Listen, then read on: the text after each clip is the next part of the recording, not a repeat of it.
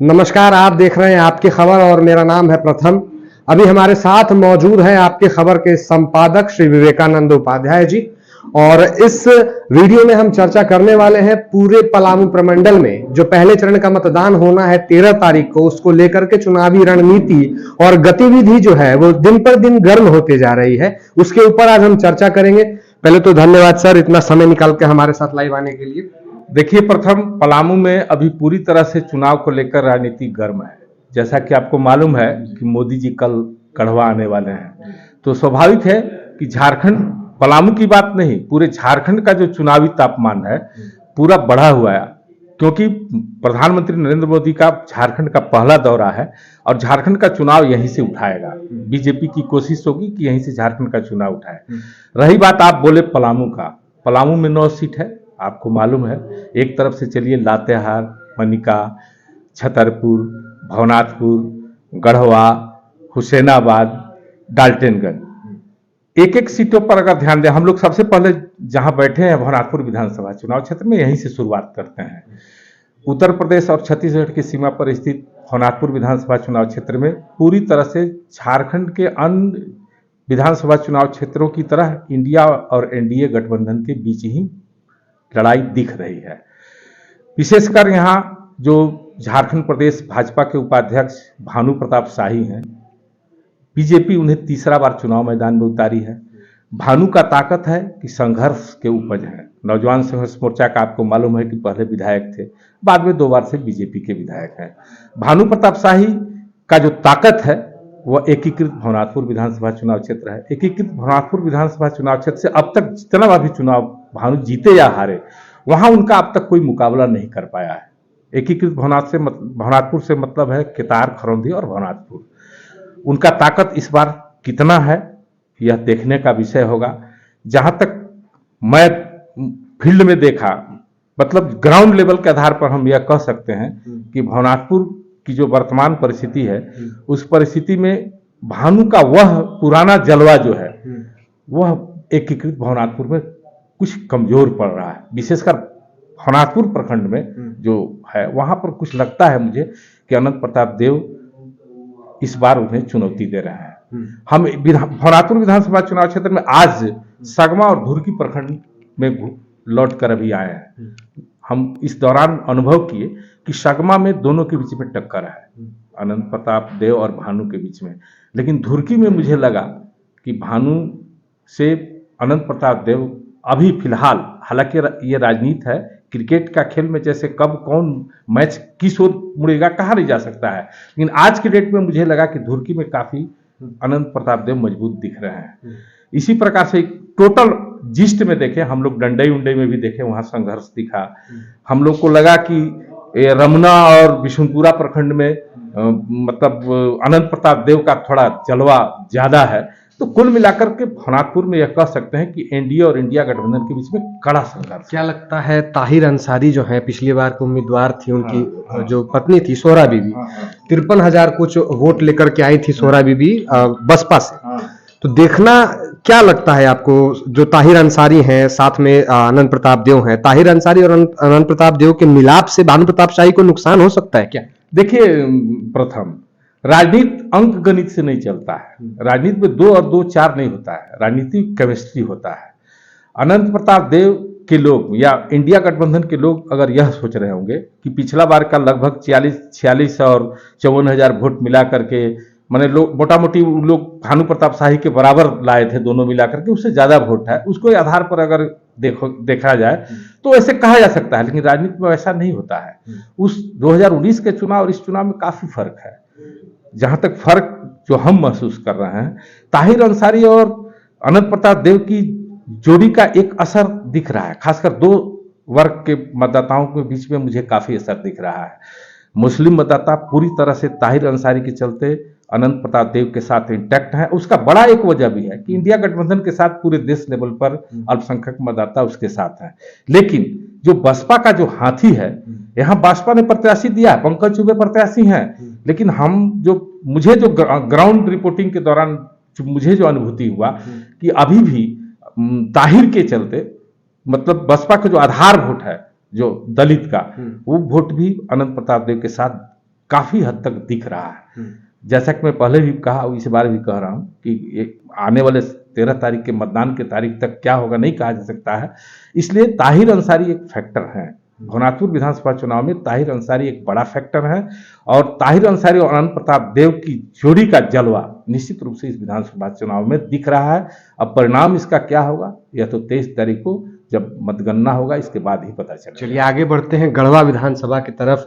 सत्येंद्र नाथ तिवारी के सपोर्ट में हेमंत बिस्व शर्मा हो या भाजपा के कई कद्दावर नेता हूँ, हाल ही में उनके नामांकन रैली में शिवराज सिंह चौहान जो कृषि मंत्री हैं वो आए थे, तो उनका जो पलड़ा है वो एक तरह से भारी करना चाह रहे हैं। मिला क्या अभियान, बांग्लादेशी भगाओ, इन सब चीजों को लेकर के क्या आपको लगता है भाजपा को गढ़वा में बढ़त मिलेगी? देखिए गढ़वा में भी गढ़वा का समीकरण भवनाथपुर से मिलता जुलता नहीं है। वहां गिरनाथ सिंह एक फैक्टर बन गया है। वहां एनडीए और इंडिया गठबंधन के बीच में तो मुकाबला की संभावना थी ही, लेकिन साइकिल पर सवार होकर जब से गिरनाथ सिंह आए, चूंकि गिरनाथ सिंह की एक लंबी पृष्ठभूमि है, बहुत अनुभवी नेता है और जमीन पर उनकी पकड़ है, एक एक मतदाता से उनकी पहचान है। तो गिरनाथ सिंह के चुनाव में, गढ़वा विधानसभा चुनाव में गिरनाथ सिंह की एंट्री के बाद वहां जो इंडिया और एनडीए गठबंधन है वहां का चुनाव परिणाम के दृष्टिकोण से यदि आकलन किया जाए तो वहां साफ नजर आ रहा है कि गिरनाथ सिंह जिसको नुकसान पहुंचाएंगे उसके सामने मुश्किल खड़ा होगा इंडिया और एनडीए गठबंधन का। रही बात जो बोल रहे हैं, चूंकि नरेंद्र मोदी कल वहां आ रहे हैं और शिवराज सिंह चौहान नॉमिनेशन में आए थे, अभी हेमंता बिस्व शर्मा आकर के जलवा बिखेर करके तैयारी, मोदी के कार्यक्रम की तैयारी देखने आए थे, लेकिन एक काफी हद तक जलवा बिखेर करके चले गए। तो आज के डेट पे यदि देखा जाए तो वहां भाजपा के सामने एक भाजपा उस सीट को, गढ़वा सीट को प्रतिष्ठा का सीट बना। ऐसे भी मोदी जी जहां जाते हैं वह सीट भाजपा निकाल ले, इसीलिए भाजपा पूरी कोशिश करती है। और रही बात सत्येंद्र नाथ तिवारी का, तो सत्येंद्र नाथ तिवारी की एक बहुत बड़ा, उनके साथ एक बड़ा ताकत है, या ये कहें कि सत्येंद्र नाथ तिवारी के पक्ष में एक बड़ी बात यह है कि सत्येंद्र नाथ तिवारी पिछले 5 साल से चुनाव हारने के बाद लगातार अगर कोई विपक्ष की भूमिका में वहां दिखा तो सत्येंद्र नाथ तिवारी, मंत्री के खिलाफ बयानबाजी हो, बालू का मामला हो, करप्शन का मामला हो, सीधा हमला किया है, उनकी एक पहचान है, उनका एक अपना भी ताकत है। ऐसे में लेकिन वहां पर एक बड़ी बात यह है कि मिथिलेश कुमार ठाकुर भी झारखंड सरकार के कदावर मंत्री रहे हैं और मिथिलेश कुमार ठाकुर ने गढ़वा विधानसभा चुनाव क्षेत्र में विकास के नैरेटिव को गढ़ने में, विकास वहां हुआ भी, उससे भी इनकार नहीं कर सकता है। यह बात दिक्कत है कि जो विकास, जैसे वहां बाईपास रोड बना, मतलब केंद्र की प्रधानमंत्री ग्राम सड़क योजना, जो विकास दिख रहा है वो अधिकांश विकास जो है केंद्र शासित, केंद्र के पैसे से हुआ है, लेकिन उसको वो भुनाने में, कहने मतलब उस निगेटिव को जनता के बीच में ले जाने में मिथिलेश कुमार ठाकुर काफी हद तक सफल हुए हैं। इसलिए ऐसा आज के डेट में ऐसा कहना कि वहां इंडिया और एनडीए गठबंधन, मतलब मंत्री मिथिलेश कुमार ठाकुर, सत्येंद्र नाथ तिवारी में मतलब कौन भारी पड़ रहा है, हम लोग जैसे लोग अभी कहने की स्थिति में नहीं है। लेकिन इतना बात जरूर है कि वहां काफी रोचक मुकाबला है और उन दोनों के बीच के मुकाबले में गिरनाथ सिंह की भूमिका महत्वपूर्ण रहेगी।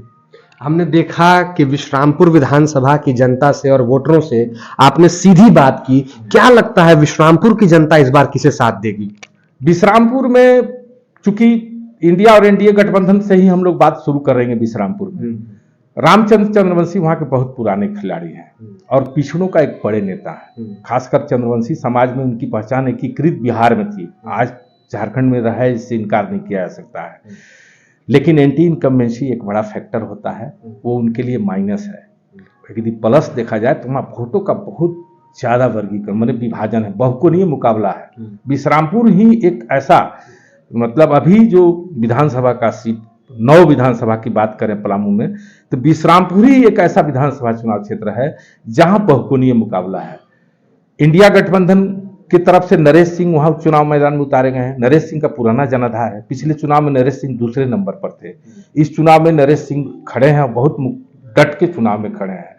उसके अलावा बसपा का राजन मेहता, सॉरी माफ करना, पिछले बार जो है वो तीसरे नंबर पर नरेश सिंह थे, दूसरे नंबर पर राजन मेहता बसपा के थे। राजन मेहता भी इस बार उम्मीदवार हैं। राजन मेहता झारखंड प्रदेश बसपा के अध्यक्ष हैं, बसपा के एक ताकतवर नेता हैं। उसके अलावा अंजू सिंह भी चुनाव मैदान में है, साइकिल पर सवार होकर इस बार आई हैं। अंजू सिंह का भी एक दमदार उपस्थिति है वहां एक और नई बात है, वहां एक विकास दुबे जो है वो एक निर्दलीय उम्मीदवार होकर भी विश्रामपुर में काफी उनकी भी युवाओं के बीच में काफी उनका आकर्षण दिख रहा है। कहीं ना बात है कि उनके सामने अभी चूंकि ब्राह्मणों का सबसे सशक्त उम्मीदवार है, तो स्वजातीय मतों का ध्रुवीकरण भी उनके पक्ष में, स्वजातीय मतों के ध्रुवीकरण और मतलब उनका युवाओं के बीच में कैरेज, चाहे उसके पीछे जो भी कारण हो, उनका कारण हो। और सबसे बड़ी बात है कि उनकी पत्नी चुनाव मैदान में है और जागृति दुबे एक उम्मीदवार के रूप में, जागृति दुबे का जो मतलब उनका जो प्रस्तुति है, पब्लिक के बीच में कनेक्ट है, वो काफी हद तक दिख रहा है। तो इसका कुल मिलाकर कहने का मतलब यह है कि विश्रामपुर विधानसभा चुनाव में बहुकोणीय मुकाबला है और इस मुकाबले में कौन कितना असर डालेगा, इस पर ही रामचंद्र चंद्रवंशी हैट्रिक लगातार तीसरी बार चुनाव जीतेंगे अथवा नहीं जीतेंगे। लेकिन यह बात तय है कि रामचंद्र चंद्रवंशी ही वहां चुनाव मैदान में एक पक्ष खड़े हैं, दूसरा पक्ष कौन होगा इसे देखना होगा और हमको लगता है कि इसके लिए वहां भी इंतजार करना होगा। अभी तस्वीर बहुत साफ नहीं है। चलिए आगे बढ़ते हैं।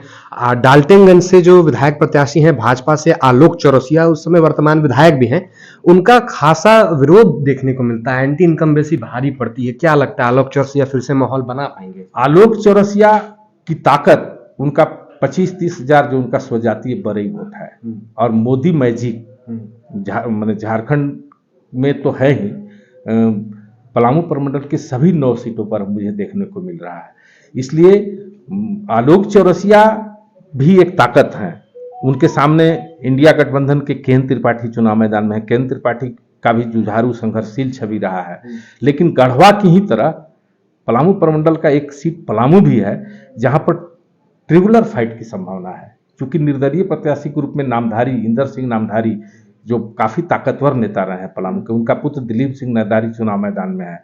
अब दिलीप सिंह नामधारी यदि शहरी क्षेत्र में जो भाजपा का कोर वोट माना जाता है, उस कोर वोट में कहीं दिलीप सिंह नामधारी छेद लगाने में सफल हुए तो संभव है कि वहां का मुकाबला कुछ चमत्कारी परिणाम दे सकता है। लेकिन इससे इनकार नहीं किया जा सकता है कि वहां भी मुख्य मुकाबला एनडीए और इंडिया गठबंधन के प्रत्याशी के बीच ही है। चलिए पाकी विधानसभा की तरफ अगर रुख कर लें, बिट्टू सिंह हैं, बहुत जाबाजी के साथ प्रचार प्रसार में लगे हुए हैं, क्या लगता है? कांग्रेस ने वहां पाकी में आत्महत्या कर लिया है। कांग्रेस बिट्टू सिंह को टिकट न दे करके और लाल सूरज को जो टिकट दिया है, तो पता नहीं कांग्रेस ने क्यों अपना सुसाइड किया। बिट्टू सिंह की छवि वहां इस बार के चुनाव में मतलब एंटी इनकम्बेंसी का वहां जो भाजपा के प्रत्याशी हैं वो शिकार थे और ऐसे में बिट्टू सिंह काफी वहां लोकप्रिय थे, संघर्ष भी किए थे बिट्टू सिंह। पूरे 5 साल में विपक्ष की भूमिका में वही थे। लेकिन वहां लाल सूरज को टिकट देने के बाद बिट्टू सिंह निर्दलीय चुनाव मैदान में है, लेकिन कांग्रेस के इंडिया गठबंधन का प्रत्याशी होते तो बात कुछ और होती। इसलिए वहां हमको लगता है कि भाजपा के पक्ष में वहां जो मेहता जी वहां अभी विधायक हैं, वो भी एक कोण है, दूसरा कोण बिट्टू सिंह ही रहेंगे, उसके लिए भी अभी इंतजार करना होगा। मतलब कुल मिला के अगर बात की जाए पलामू प्रमंडल की राजनीति की, तो निर्दलीय, क्या लगता है आपको, निर्दलीय जो नेता आ रहे हैं वो नुकसान पहुंचा सकते हैं क्या इंडिया और एनडीए गठबंधन के? नहीं, इंडिया और एनडीए गठबंधन के सामने इस बार का गजब स्थिति है। पूरे पलामू में हम जो देख रहे हैं एक नया जो बदलाव आया है। क्योंकि इंडिया गठबंधन जब बना तो इंडिया गठबंधन के चलते मतलब बहुत से लोगों का टिकट कट गया इंडिया गठबंधन से जुड़े दल का, तो वो लोग साइकिल पर सवार हो गए हैं। तो साइकिल की सवारी इंडिया गठबंधन को नुकसान पहुंचा रहा है, उसमें निर्दलीय भी शामिल है। तो इंडिया गठबंधन के लिए हमको लगता है कि पलामू की सभी 9 सीटों पर कहीं साइकिल कहीं निर्दलीय नुकसान पहुंचाता दिख रहा है। ऐसा लग रहा था चुनाव में शुरुआती दौर में, मतलब उम्मीदवारों की घोषणा से पहले, नॉमिनेशन से पहले ऐसा लग रहा था कि इंडिया गठबंधन एनडीए गठबंधन के सामने बहुत मजबूती से उभरेगा। और एंटी चूंकि 6 विधायक थे, कमलेश सिंह जब आ गए भाजपा में तो पलामू के 6 सीट को प्रदर्शन को एनडीए दोहरा पाएगा कि नहीं, इसको लेकर के हम लोग को भी काफी संशय था। लेकिन चुनाव में नॉमिनेशन के बाद जो परिस्थिति बनी है, जो उम्मीदवारों की बाढ़ आई है, कहीं निर्दलीय कहीं साइकिल, ये सब पर सवार होकर के जो लोग आए, टिकट बंटवारे में जिस प्रकार से इंडिया गठबंधन में मतलब सही टिकट नहीं बटा, स्थिति यहां तक आ गया कि इंडिया गठबंधन के मतलब दोस्ताना संघर्ष की स्थिति विश्रामपुर और वहां ये आपको छतरपुर में हो गया। इसलिए हमको लगता है कि यदि 9 सीट के हिसाब से देखा जाए तो पलामू प्रमंडल में कहीं न कहीं एनडीए इंडिया गठबंधन पर अभी फिलहाल भारी दिख रहा है। चलिए, ये तो पता चलेगा 23 तारीख को कि कौन किस पे कितना भारी, लेकिन तब तक आपकी खबर निकल चुकी है चुनाव यात्रा पर। आपको रोज हम दिखाएंगे नए नए चुनावी विश्लेषण, बने रहिए हमारे साथ।